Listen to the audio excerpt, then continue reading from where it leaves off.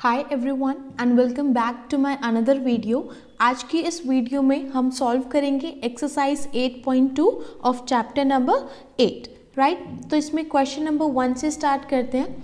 Question number 1 है evaluate the following. ये नीचे आपको कुछ एक्सप्रेशंस दिए हुए हैं, इनकी आपको वैल्यू निकालनी है। ठीक है, तो इनमें देखो हमें कौन कौन सी टर्म्स दे रखी हैं, साइन 60, कॉस 30, साइन 30, कॉस 60। ठीक है, मतलब कि हमें ट्रिग्नोमेट्री टेबल का इसमें मोस्ट इंपॉर्टेंट यूज़ है। ठीक है, तो मेक श्योर इस क्वेश्चन को करने से पहले आप वो टेबल अच्छे से लर्न कर लो। ठीक है, अब इसमें स्टार्ट करते हैं इसका फर्स्ट पार्ट। तो फर्स्ट पार्ट है साइन 60 डिग्री इंटू में कॉस 30 डिग्री प्लस में साइन 30 इंटू में कॉस 60 राइट। तो हमें क्या करना है, यहाँ पे इनकी वैल्यूज डाल के सॉल्व करना है। साइन 60 डिग्री, साइन 60 की वैल्यू हमारे पास कितनी होती है, दैट इज √3/2। ठीक है, इन दोनों टर्म्स के बीच में कोई भी साइन नहीं है, मतलब कि ये टर्म्स मल्टीप्लिकेशन की है राइट। तो साइन 60 की जगह पे हमने क्या लिख दिया, √3/2 मल्टीप्लाइड बाय कॉस 30। कॉस 30 की वैल्यू भी कितनी होती है, √3/2 होती है। ठीक है, तो ये दोनों वैल्यूज लिख ली। उसके बाद आ जाओ प्लस पे। अब ये नेक्स्ट टर्म में वैल्यूज डालो। साइन 30 की वैल्यू होती है हमारे पास 1/2 मल्टीप्लाइड बाय कॉस 60 की वैल्यू भी कितनी होती है, 1/2 होती है राइट। अब इसको करेंगे सॉल्व। देखो जब भी हम कोई ऐसा एक्सप्रेशन सॉल्व करते हैं जिसमें मल्टीपल ऑपरेशंस हो राइट, तो वहाँ पे हम बॉडमास रूल की हेल्प लेते हैं। ठीक है, बॉडमास रूल हमने बहुत पहले से पढ़ते आ रहे हैं। Bracket of division, multiplication, addition and subtraction, मतलब कि जो भी एक्सप्रेशन आपके पास है उसमें आप सबसे पहले ब्रैकेट को सॉल्व करोगे, फिर अगर कोई डिवीजन की एक्सप्रेशन है उसको, फिर मल्टीप्लिकेशन करोगे, फिर एडिशन और फिर सब्ट्रैक्शन। इसमें देखो √3/2 इंटू में √3/2, मतलब पहले हम इन मल्टीप्लिकेशन को सॉल्व करेंगे। ठीक है, तो दो फ्रैक्शन को मल्टीप्लाई करना है, न्यूमरेटर को न्यूमरेटर से करेंगे और डिनोमिनेटर को डिनोमिनेटर से। सो √3 इंटू में √3 it will become √3 whole square divided by 2 into 2 4 हो जाएगा, प्लस में 1 इंटू 1 1 डिवाइडेड बाय 2 इंटू 2 4 हो जाएगा। देखो अब यहाँ पे क्या दिया हुआ है, √3 का स्क्वायर है ना, तो स्क्वायर से स्क्वायर रूट जो है कैंसिल हो जाता है, वही नंबर आ जाएगा, 3 आ गया। तो इसकी जगह पे हम क्या लिख देंगे, 3/4 एंड प्लस में 1/4 राइट। अब इसका एलसीएम ले लो, 4 ही है तो 4 आएगा नीचे, ऊपर आ जाएगा 3 प्लस में 1 विच इज इक्वल टू 4/4 और ये कैंसिल होके कितना आ गया, 1 आ गया। तो इस क्वेश्चन का रिक्वायर्ड आंसर कितना आ गया, 1। ठीक है, इस तरीके से सॉल्व करने हैं। तो ये था इसका फर्स्ट पार्ट। अब आ जाओ इसके सेकेंड पार्ट पे। 2 टेंजेंट स्क्वायर 45 डिग्री प्लस में cos square 30 degree and minus में साइन स्क्वायर 60 डिग्री। यहाँ पे वैल्यूज डालते हैं। फर्स्ट टर्म में देखो 2 से मल्टीप्लाई किया हुआ है ना, तो यहाँ पे हम लिखेंगे 2 मल्टीप्लाइड बाय टेंजेंट 45 की वैल्यू कितनी होती है, 1, और यहाँ पे ध्यान रखना कि टर्म का स्क्वायर भी है, तो 2 इंटू में 1 का स्क्वायर, ये हो गई पहली टर्म, प्लस पे कॉस 30 की वैल्यू कितनी होती है, √3/2 इसका होल स्क्वायर। ठीक है, माइनस में साइन 60 की वैल्यू भी कितनी होती है, √3/2 होती है, तो यहाँ पे इसका भी स्क्वायर आ गया राइट। तो यहाँ पे कितना आ जाएगा, 2 इंटू में 1 का square it will B 2, plus में √3 का स्क्वायर अभी हमने बताया कितना होता है, 3 हो जाएगा, अपॉन में यहाँ पे 2 का भी स्क्वायर होएगा क्योंकि पूरी ब्रैकेट का स्क्वायर है ना, होल स्क्वायर है, तो √3 का भी अलग से स्क्वायर और 2 का भी अलग से, तो 2 का स्क्वायर 4 आ गया, माइनस में इधर भी कितना आ जाएगा, 3/4। अब देखो ये प्लस का 3/4, ये माइनस का 3/4, दोनों कैंसिल, कितना बच गया आपके पास, 2 बच गया। ठीक है, तो 2 आ गया आपके पास इसका रिक्वायर्ड आंसर राइट। ये हो गया इसका सेकेंड पार्ट। अब आ जाओ नेक्स्ट वाले पे, थर्ड पार्ट। cos 45 अपॉन में सीकेंड 30 प्लस में कॉसिकेंड 30। तो cos 45 की वैल्यू कितनी होती है, 1/√2 डिवाइडेड बाय सीकेंड 30। सीकेंड 30 का मतलब है कि cos 30 का रेसिप्रोकल, तो ये कितना हो जाएगा, 2/√2 √3, ठीक है।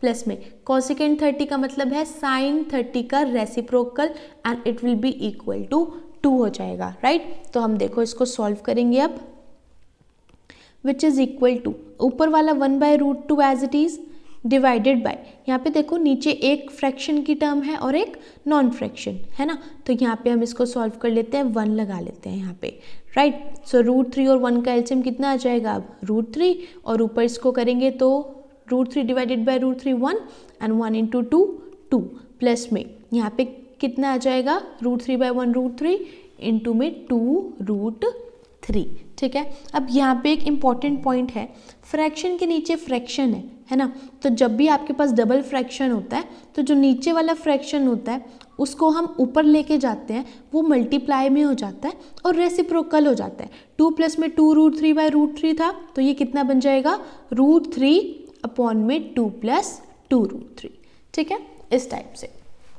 नेक्स्ट स्टेप, न्यूमरेटर को न्यूमरेटर से मल्टीप्लाई और डिनोमिनेटर को डिनोमिनेटर से। So 1 into √3 it will be equal to √3 divided by, यहाँ पे इसको मल्टीप्लाई करेंगे, √2 को हमें मल्टीप्लाई करना है 2 प्लस में 2√3 से, ठीक है। अब नेक्स्ट स्टेप में इसको यहाँ पे सॉल्व कर रही हूँ, √3 को हम रख रहे हैं as it is divided by, ये देखो ये यहाँ पे √2 है, इंटू में 2 प्लस 2√3, तो √2 इससे भी मल्टीप्लाई होगा और इस वाली टर्म से भी मल्टीप्लाई होगा, राइट। सो 2 इंटू में √2, ये कितना बन जाएगा यहाँ पे 2 इंटू √2, प्लस में फिर देखो √2 को हमें मल्टीप्लाई करना है बाय 2√3। अब यहाँ पे जो बिना रूट वाली टर्म है उसको लिख लो, 2 है, √2 इंटू में √3 जो है वो √6 बन जाएगा, ठीक है। रूट में आप ऐसे मल्टीप्लाई कर सकते हो सकता है ऐसे मल्टीप्लाई, तो ये कितना बन जाएगा यहाँ पे 2 इंटू में √6, ठीक है, ये हो गया।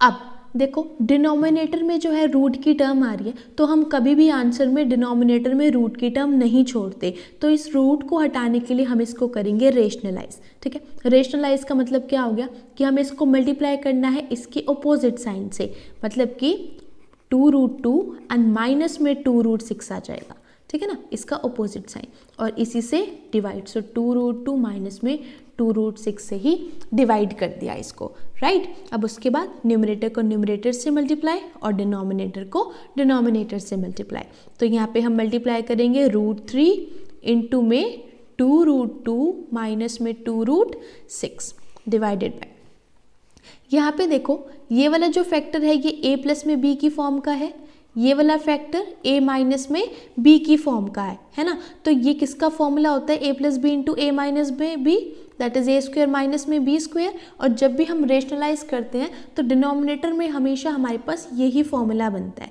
राइट। तो a की वैल्यू यहाँ पे कितनी है 2√2, इसका स्क्वायर माइनस में b का स्क्वायर क्या हो जाएगा 2√6 का होल स्क्वायर, ठीक है। तो इसको मैं नेक्स्ट पेज पे सॉल्व कर रही हूँ, इसमें जस्ट अ सेकेंड, इसमें स्लाइड ऐड कर लेते हैं, ओके।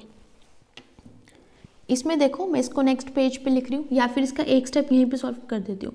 √3 इंटू में 2√2, √3 इससे भी मल्टीप्लाई होगा और इस वाली टर्म से भी मल्टीप्लाई होगा, राइट। सो √3 इंटू में 2√2, ये बन जाएगा 2 अंडर द √6, ठीक है ना, √3 इंटू √2 √6 बन गया, माइनस में 2 एज इट इज √3 इंटू में √6, ये कितना बन जाएगा √18 डिवाइडेड बाय 2√2 का होल स्क्वायर। इसको कैसे सॉल्व करोगे, ये देखो ऊपर मैं कर रही हूँ इसको सॉल्व, 2 का भी स्क्वायर होगा 4 और √2 का भी स्क्वायर होगा, तो स्क्वायर से स्क्वायर रूट कैंसिल, 4 इंटू 2 कितना बच जाएगा 8 बच जाएगा, ठीक है। तो यहाँ पे कितना आ गया 8 आ गया, माइनस में 2√6 का होल स्क्वायर, 2 का स्क्वायर 4 एंड 4 इंटू में 6 that is 24, which is equal to 2√6 minus में 2√18 डिवाइडेड बाय 8 में से 24 जाएगा, -16 बच जाएगा, ठीक है। अब मैं इसको नेक्स्ट पेज पे लिख रही हूँ, 2√6 माइनस में 2√18, और हमारे पास डिनोमिनेटर में क्या था माइनस का 16 था, ठीक है। अब यहाँ पे देखो 6 के तो फैक्टर बनाने की कोई ज़रूरत नहीं है, क्योंकि इसमें कोई भी फैक्टर कॉमन नहीं आएगा, है ना, अंडर द रूट 2 इंटू 3 ही आएगा, पेयरिंग नहीं हो पाएगी इसमें, बट 18 में बन सकते हैं, तो 18 की हम प्राइम फैक्टराइजेशन कर लेते हैं। 2 की टेबल से ये 9 पे जाएगा, 9 3 की टेबल पे जाएगा और फिर 3 3 पे ही जाएगा, राइट। तो 18 को हम क्या लिख सकते हैं, 2 इंटू 3 इंटू में 3, ठीक है। तो 3 और 3 का एक पेयर बन रहा है, तो इसको हमने लिख दिया 3√2, ठीक है। इस टाइप से लिखते हैं। तो यहाँ पे आ जाएगा 2√6 माइनस में 2 इंटू में √18 को लिखेंगे 3√2 डिवाइडेड बाय -16, ठीक है। अब 2√6, 2 इंटू में 3 कितना बन गया, 6 बन गया, माइनस में 6√2 डिवाइडेड बाय -16, ठीक है। तो ये आ गया इसका रिक्वायर्ड आंसर, ठीक है। या फिर आप इसमें एक स्टेप और भी कर सकते हो। आप इसमें से अगर आप निकालना चाहो तो यहाँ पे √2 को कॉमन निकाल सकते हो। जैसे कि यहाँ पे √6 था, ठीक है, तो इसको आप ऐसे भी लिख सकते हो √2 इंटू में √3। तो इसको अगर मैं ऐसे लिखूँ √3 इंटू में √2 माइनस में 6 इंटू में √2 डिवाइडेड बाय -16, इन दोनों में से आप √2 को बाहर निकाल सकते हो, है ना। √2 को अगर आपने बाहर निकाल लिया दोनों में से, अंदर बच जाएगा आपके पास 2√3 माइनस में 6 डिवाइडेड बाय -16। फिर इन दोनों में से टर्म में से 2 दोबारा से कॉमन आ रहा है, तो 2√2 मल्टीप्लाइड बाय √3 माइनस में 2 एंड डिवाइडेड बाय -16। ये कैंसिल हो जाएगा, -8 बच गया। तो कि कितना आ गया हमारे पास, √2 इंटू में √3 दैट इज √6 माइनस में 2√2 डिवाइडेड बाय -8, ठीक है। तो ये हो गया आपके पास कंप्लीट आंसर, राइट। तो लास्ट स्टेप में ज़्यादा कंफ्यूज होने की ज़रूरत नहीं है। हमने सिर्फ ये जो √6 था इसको भी √2 इंटू में √3 लिख लिया, फिर पूरे न्यूमरेटर में से √2 बाहर आ रहा था, बाहर निकाल दिया, ये बच गया। उसके बाद जो ये अंदर की टर्म बची 2√3 माइनस में 6 में से 2 भी आ रहा था बाहर, इसको भी बाहर निकाल लिया। फिर ऊपर वाला 2 और नीचे वाला 16 कट गया 2 की टेबल पे, ये 1 हो गया, -8 हो गया, है ना। तो ऊपर इसको मल्टीप्लाई कर दिया, √2 को इससे कर दिया √6 आ गया, इसको इससे कर दिया 2√2 आ गया, अपॉन में -8 आ गया, ठीक है। ये था इसका थर्ड पार्ट। अब आ जाओ फोर्थ पार्ट पे। फोर्थ पार्ट में देखो sin 30 की वैल्यू कितनी होती है, 1/2 होती है ना। प्लस में टेंजेंट 45 1 होता है, माइनस में कॉसिकेंट 60 का मतलब क्या होता है, मतलब कि sin 60 का रेसिप्रोकल, तो वो कितना हो जाएगा 2/√3 हो जाएगा, ठीक है, डिवाइडेड बाय सीकेंट 30, इसकी वैल्यू हो जाएगी 2/√3 प्लस में cos 60 की वैल्यू कितनी होती है 1/2 और प्लस में cot 45 इसकी वैल्यू होती है 1। देखो आपको पूरी ट्रिग्नोमेट्री टेबल लर्न करने की ज़रूरत नहीं है, आप सिर्फ साइन और कॉस का लर्न कर लो, वहाँ से आपके पास सारे रेशोज़ इजीली आ जाएंगे, है ना। क्योंकि हमारे पास कुछ फंक्शंस जो होते हैं वो रेसिप्रोकल फंक्शंस होते हैं, जैसे साइन और कॉसिकेंट हो गया, सीकेंट और कॉस हो गया, है ना। और टेंजेंट और कॉट आप इजीली निकाल सकते हो। अगर आपको साइन कॉस पता है तो टेंजेंट तो आ जाएगा दोनों को डिवाइड करके, है ना। तो आप स्टार्टिंग की 2 लाइन्स भी लर्न कर लोगे तो भी आपका काम चल जाएगा, ठीक है। अब आ जाओ इस क्वेश्चन पे। अब यहाँ पे कुछ टर्म फ्रैक्शन की हैं, कुछ नॉन फ्रैक्शन की हैं, तो यहाँ पे हम इनका एलसीएम लेंगे। सबसे पहले इनके नीचे 1 लगा लेते हैं, ठीक है। सो 2 1 एंड √3, देखो दोनों ही नंबर्स में कुछ भी कॉमन नहीं है, ना ही एक दूसरे के मल्टीपल हैं ये, तो एलसीएम क्या आ जाएगा इनका 2√3, ठीक है। जिन नंबर्स में जो नंबर एक दूसरे के मल्टीपल नहीं होते और अगर हमें उनका एलसीएम चाहिए तो उन नंबर्स को मल्टीप्लाई कर दो, ठीक है। यहाँ पे क्या आ गया 2√3। अब क्या करते हैं, इस 2√3 को डिवाइड करेंगे इस 2 से, कितना बचेगा √3 बचेगा, √3 बचता है तो उसको न्यूमरेटर से मल्टीप्लाई, तो यहाँ पे आ जाएगा √3, ठीक है।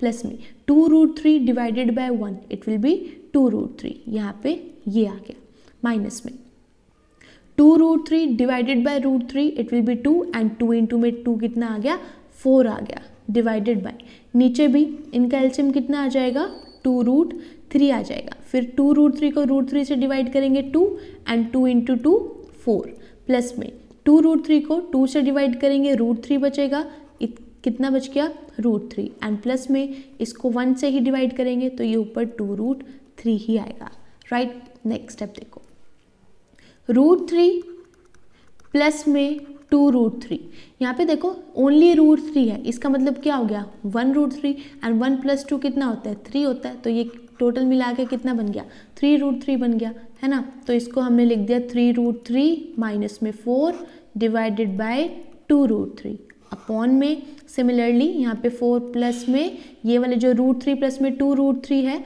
ये कितना बन जाएगा 3√3 बन जाएगा डिवाइडेड बाय 2√3। 2√3 से 2√3 कैंसिल, यहाँ पे कितना आ गया 3√3 माइनस में 4 अपॉन में 4 प्लस में 3√3। अब इतना इसको सॉल्व किया है तो कभी भी हम डिनोमिनेटर में रूट नहीं छोड़ते, तो इसको हम करेंगे रेशनलाइज, ठीक है। रेशनलाइज से का मतलब क्या हुआ कि इसके ऑपोजिट साइन से मल्टीप्लाई और डिवाइड, तो ऊपर आ जाएगा 4 माइनस 3√3 अपॉन में 4 माइनस में 3√3, ठीक है। इसी से मल्टीप्लाई, इसी से डिवाइड। अब इसको मल्टीप्लाई करते हैं, हमें 3√3 माइनस में 4 को मल्टीप्लाई करना है बाय 4 माइनस 3√3, ठीक है। तो इसको देखो हम कैसे सॉल्व करेंगे।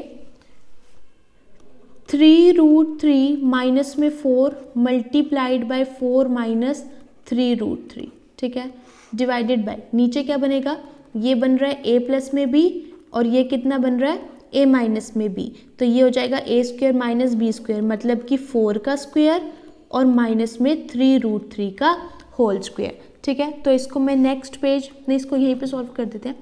पहले 3√3 को हम 4 माइनस 3 से भी मल्टीप्लाई करेंगे, फिर माइनस में 4 को पूरी इस ब्रैकेट से, तो 3√3 को पहले 4 से करो, कितना बन जाएगा, इट विल बी 12√3। फिर 3√3 को 3√3 से ही करेंगे, सो 9 into 3 it will B minus of 27, ठीक है, ये आ गया।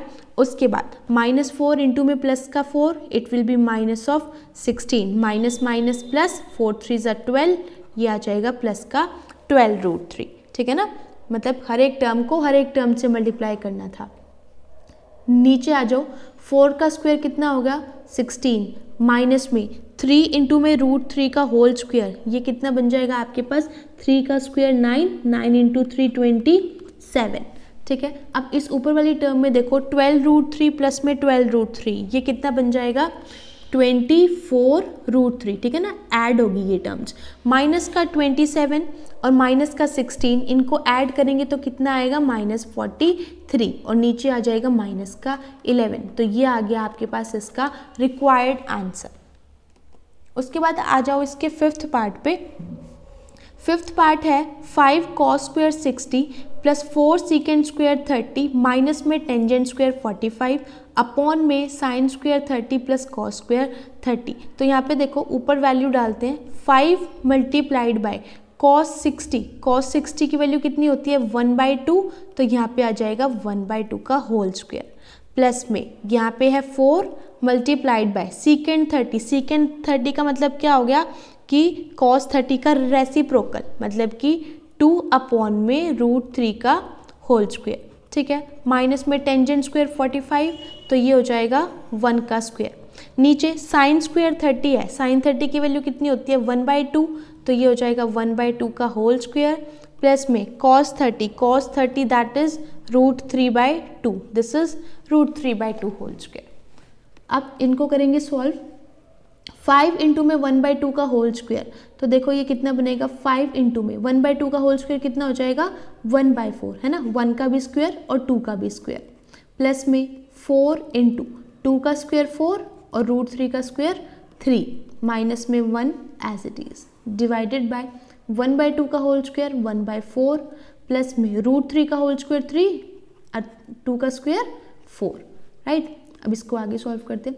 5 इंटू में 1/4 5/4, प्लस में 4 4 ज़ा 16, 16/3 माइनस 1, डिवाइडेड बाय नीचे इनका एलसीएम आएगा 4, ऊपर बच जाएगा 1 + 3, ठीक है। तो ऊपर वाली टर्म का एलसीएम ले लो, 4 और 3, इसका एलसीएम कितना आ जाएगा 12 आ जाएगा, 12 डिवाइडेड बाय 4 3 इंटू 5 15, प्लस में 12 डिवाइडेड बाय 3 4 एंड 4 इंटू में 16 इट इज़ 64, माइनस में इसके नीचे कुछ नहीं है तो 1 लगा लिया, 12 divided by 1 12 and 12 into 1 12, divided by ये नीचे बच जाएगा 4/4, ठीक है। तो इसको आगे सॉल्व करेंगे।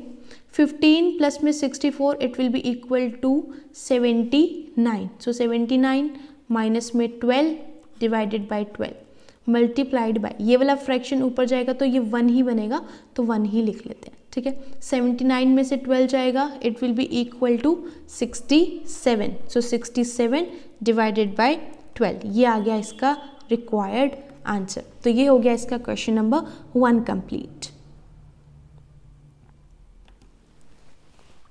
उसके बाद आते हैं इसके नेक्स्ट क्वेश्चन पे, that is question number 2, choose the correct option and justify your choice. तो ये क्वेश्चन जो है ये MCQ है, इसमें आपको एक एक्सप्रेशन दिया हुआ है, इसमें आपको ट्रिग्नोमेट्री की वैल्यूज़ डाल के फिर इसको सॉल्व करके ये बताना है कि इन चारों में से कौन सा ऑप्शन करेक्ट होगा, ठीक है। तो फर्स्ट देखो 2 टेंजेंट 30 अपॉन में 1 प्लस टेंजेंट स्क्वायर 30, ठीक है। तो यहाँ पे वैल्यू डालेंगे टेंजेंट 30 की, 2 मल्टीप्लाइड बाय टेंजेंट 30 की वैल्यू कितनी होती है 1 अपॉन में √3 होती है, divided by 1 plus tangent square 30 है, मतलब कि 1 अपॉन में √3 का होल स्क्वायर हो जाएगा ये, ठीक है। So 2 into 1 by √3 that is 2 by √3 divided by 1 plus में 1 का स्क्वायर 1 अपॉन में √3 का स्क्वायर 3 बन जाएगा।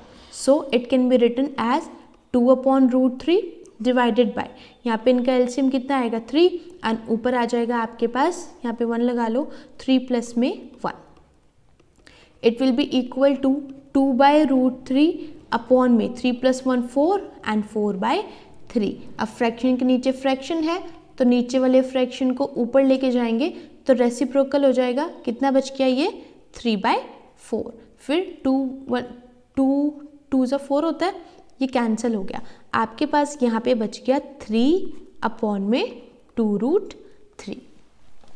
अब देखो हमने क्या था कि √3 के स्क्वायर को हम क्या लिखते हैं 3 लिखते हैं, है ना। तो यहाँ पे जो ये 3 है इसको हम लिख सकते हैं √3 इंटू में √3, है ना, अपॉन में 2√3 एज इट इज, एक √3 से एक √3 कैंसिल हो गया, कितना बच गया √3/2, ठीक है। अब √3/2 किसकी वैल्यू होती है sin 60 की वैल्यू होती है, ठीक है। Therefore our A option is correct, sin 60 degree is the correct answer. ये हो गया इसका first part. Next question second part, 1 minus tangent square 45 upon में 1 प्लस टेंजेंट स्क्वायर 45, बहुत ही आसान क्वेश्चन है।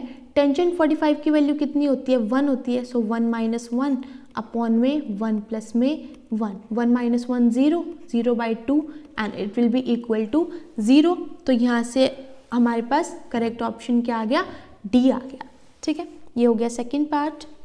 अब आ जाओ थर्ड पार्ट पे, sin 2a is equal to 2 sin a is true when a is equal to 0 degree 30 degree 45 degree और 60 degree. यहाँ पे आपको दो वैल्यू दे रखी है, sin 2a is equal to 2 sin a। इसमें आपको ये बताना है कि कौन से एंगल के लिए ये वैल्यू जो होगी वो ट्रू होगी, है ना। तो सबसे पहले हम 0 के लिए चेक करते हैं, इसमें लेफ्ट हैंड साइड में डालेंगे पहले 0, क्या है left hand side that is sin 2a, है ना। a की जगह पे क्या डालना है 0 डालना है, तो sin 2 इंटू 0, 2 इंटू 0 कितना होता है 0, तो ये कितना बन गया sin 0, और sin 0 की वैल्यू कितनी होती है ट्रिग्नोमेट्री टेबल में that is equal to 0। Similarly अगर हम यहाँ पे राइट हैंड साइड को सॉल्व करें तो राइट हैंड साइड इसकी क्या है 2 sin a, a की जगह पे डालना है 0, सो 2 इंटू में sin 0 डिग्री, sin 0 की value 0 and 2 multiplied by 0 it will be equal to 0। तो 0 डिग्री के लिए लेफ्ट हैंड साइड और राइट हैंड साइड जो है वो इक्वल आ रही है, therefore A option is correct, 0 degree is the required answer.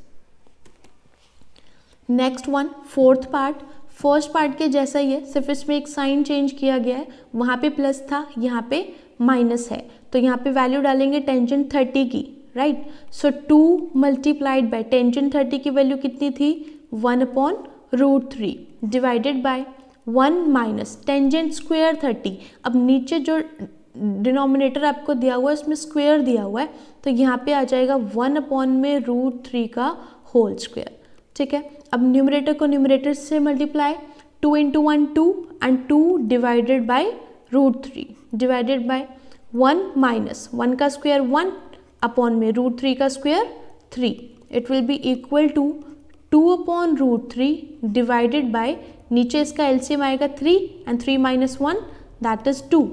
तो फ्रैक्शन के नीचे फ्रैक्शन, नीचे वाला फ्रैक्शन जाएगा ऊपर, कितना बच जाएगा ये 3/2 बन जाएगा। 2 से 2 यहाँ पे हो गया कैंसिल, क्या बच रहा है 3/√3 बच रहा है।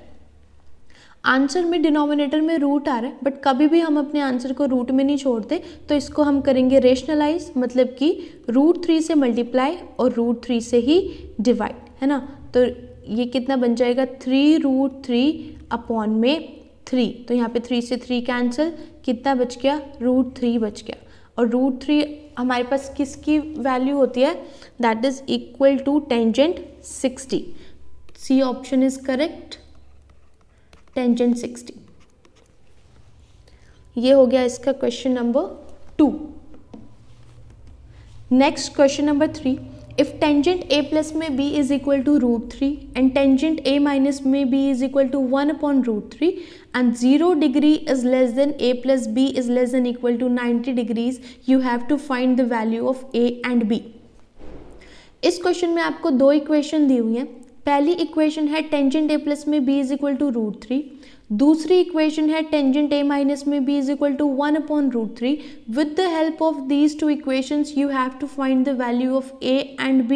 ठीक है, तो यहाँ पे मैं पहली इक्वेशन लिख रही हूँ, टेंजेंट a प्लस में b is equal to √3। Trigonometry table में टेंजेंट में √3 वैल्यू हमारे पास होती है टेंजेंट 60 पे, राइट। तो यहाँ पे ये जो √3 है इसको मैं चेंज करके लिख सकती हूँ टेंजेंट ऑफ 60, है ना। और जब हम इन दोनों को कंपेयर करेंगे तो यहाँ से a प्लस में b की वैल्यू कितनी आ जाएगी 60। तो ये आ गई हमारे पास फर्स्ट न्यू इक्वेशन। ठीक है, सिमिलरली अगर हम सेकेंड इक्वेशन को लिखें, that is tangent a minus में b is equal to 1/√3। Tangent में 1/√3 वैल्यू जो होती है वो टेंजेंट 30 पे होती है, तो इसको हमने चेंज करके लिख दिया टेंजेंट 30। और जब हम इनको कंपेयर करेंगे, ये कंपेयर करते हैं हम, ये कैंसिल नहीं होते ऐसे कभी भी। ठीक है, तो a माइनस में b की वैल्यू यहाँ से कितनी आ जाएगी 30 and this is the second new equation. अब हमें इन दोनों इक्वेशन को सॉल्व करके a और b की वैल्यू निकालनी है। आप यहाँ पे कोई भी मेथड यूज़ कर सकते हो, सब्सटीट्यूशन, एलिमिनेशन, ठीक है, वो आपकी चॉइस है। तो यहाँ पे दोनों में कोफिशिएंट जो है वो सेम है। अगर मैं इन दोनों इक्वेशंस को ऐड कर दूँ तो यहाँ से हमारे पास b जो है वो एलिमिनेट हो जाएगा, है ना। प्लस का b और माइनस का b, ये क्या हो जाएगा कैंसिल ऑन एडिंग 1 एंड 2। यहाँ पे मैं लिख देती हूँ साइड में adding 1 + 2। a plus a it will be equal to 2a is equal to 60 plus में 30 that is equal to 90. So a will be equal to 90 divided by 2 and it will be equal to 45 degrees, right? तो यहाँ से a की value आ गई that is 45. अब इस a की value को आप फर्स्ट या फिर सेकंड किसी भी इक्वेशन में डाल के b की वैल्यू निकाल सकते हो. So a प्लस में b is equal to 60. So b will be equal to 60 minus में 45 degrees. So b is equal to 15 degrees.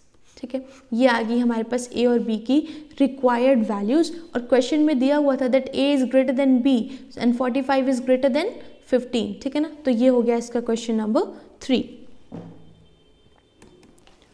Next question, question number 4, state whether the following are true और false and justify your answer. First part है sine a plus में b is equal to sine a plus में sine b. We can not separate this a and b. ठीक है ना, हम इसको separate नहीं कर सकते कि साइन को हमने पहले a के साथ में लिख लिया फिर इसको b के साथ में लिख दिया. आगे हायर क्लासेस में हम फॉर्मूला पढ़ेंगे in 11th class. Sine a plus में b का एक प्रॉपर फॉर्मूला है. ठीक है, so this statement is a false statement. और अगर आपको इसको जस्टिफाई करना है तो आप इसमें देख सकते हो, यहाँ पे अगर मैं साइन 90 की वैल्यू लिखूँ, साइन 90 की वैल्यू कितनी होती है हमारे पास 1 होती है. ठीक है, बट अगर मैं साइन 60 प्लस में 30 की वैल्यू को देखूँ क्वेश्चन के अकॉर्डिंग तो वो कितनी हो जाएगी साइन 60 प्लस में साइन 30. साइन 60 की वैल्यू होती है √3/2 प्लस में साइन 30 की वैल्यू कितनी होती है 1/2. तो ये आ जाएगा √3 प्लस में 1/2, है ना. तो ये दोनों इक्वल नहीं है, तो इसलिए हमारी फर्स्ट स्टेटमेंट फॉल्स है. This is not true that sine a plus में b is equal to sine a plus sine b. Next part, the value of sine theta increases as theta increases. ये statement जो है ये true statement है। जैसे जैसे हमारे पास theta increase होता है साइन थीटा की वैल्यू भी इंक्रीज होती है। अगर हम साइन 0 की बात करें तो साइन 0 की वैल्यू कितनी होती है, 0 होती है। फिर आता है साइन 30, साइन 30 की वैल्यू क्या होती है, 1/2 होती है। फिर साइन 45 वो उससे भी बढ़ के आता है 1/√2। उसके बाद नेक्स्ट वैल्यू √3/2, फिर उसके बाद आता है 1, है ना। तो आप देख सकते हो कि वैल्यू जो है वो कॉन्टिन्यूसली इंक्रीज हो रही है। जैसे जैसे थीटा बढ़ रहा है वैसे भी उसकी वैल्यू भी इंक्रीज हो रही है। तो ये स्टेटमेंट क्या है, ट्रू स्टेटमेंट है। नेक्स्ट थर्ड पार्ट पे आ जाओ, the value of cos theta increases as theta increases. ये स्टेटमेंट एक फॉल्स स्टेटमेंट है, ठीक है। कॉस थीटा की वैल्यू कम होती है जैसे जैसे थीटा इंक्रीज होता रहता है। सबसे पहले वैल्यू साइन, अगर हम कॉस 0 की बात करें वो 1 होती है, ठीक है ना। फिर 30 की बात करें तो वो √3/2 होती है। फिर 45 पे 1/√2 आती है, 60 पे वो 1/2 आती है और फिर वो आती है 0, है ना। तो ये वैल्यू डिक्रीज हो रही है, इंक्रीज नहीं हो रही है ये वैल्यू, इसलिए ये स्टेटमेंट फॉल्स स्टेटमेंट होगी। Next is fourth one, sine theta is equal to cos theta for all values of theta. This statement is also a false statement. Sine theta कभी भी कॉस थीटा के equal नहीं होता। For example, अगर मैं यहाँ पे सपोज थीटा को 30 डिग्री ले रही हूँ, साइन 30 की वैल्यू क्या होती है, 1/2 होती है। बट अगर मैं कॉस 30 की बात करूँ तो उसकी वैल्यू कितनी होती है, √3/2, है ना। तो दोनों इक्वल नहीं है, थीटा सेम है but the values are not same, so this statement is a false statement. Next one, fifth, cot A is not defined for A is equal to 0 degree. अगर हम cot की बात करें, cot A को हम क्या लिख सकते हैं, cos A divided by sin A, ठीक है। cot यही होता है, cos अपॉन में sin। A को अगर मैं 0 डाल दूँ क्या आ जाएगा, cos 0 अपॉन में sin 0, है ना। cos 0 की वैल्यू हमारे पास कितनी होती है, 1 होती है और sin 0 0। सो 1/0, 1 को तो हम 0 से डिवाइड कर ही नहीं सकते, है ना। तो ये कैसा आ गया, नॉट डिफाइंड आ गया। सो this statement is a true statement, है ना, ये डिफाइन नहीं किया हुआ। तो ये हो गई आपकी एक्सरसाइज 8.2 कंप्लीट।